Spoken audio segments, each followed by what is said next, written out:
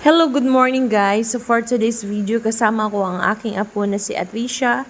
Pupunta po kami sa Ormoc City para kukunin po ang aking eyeglasses.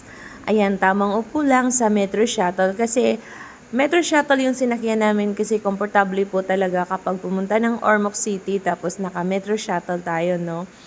Ayan, so kahit na naka-shades po tayo, klaro po yung ating mata na namumugto talaga.